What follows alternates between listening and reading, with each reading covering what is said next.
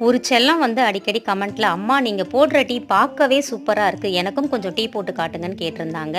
நம்ம வீட்ல வந்து டீ போடுறது அப்பாவும், பூஜா குட்டியும் தான். அப்பா எப்படி டீ போடுறாருன்னு பார்க்கலாம் வாங்க.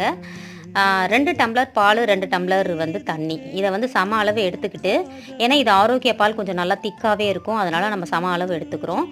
பசும்பால் போட்டு டீ போடுறவங்க கொஞ்சம் தண்ணி பார்த்து சேர்த்துக்கோங்க. சரிங்களா? இத கலந்து நம்ம அடுப்புல வச்சுட்டு, பால் கொதிச்சு வரும்போது, நம்ப டீ தூளும், அதுக்கப்புறமா சர்க்கரையும் போட்டுக்கலாம். நாட்டு சர்க்கரை போடுறவங்க கடைசியா வந்து நாட்டு சர்க்கரை சேர்த்து வடிகட்டி குடிங்க. ஏன்னா ஒரு சில நாட்டு சர்க்கரை வந்து பால் திரிச்சு விட்டுரும். அதுக்காக தான்.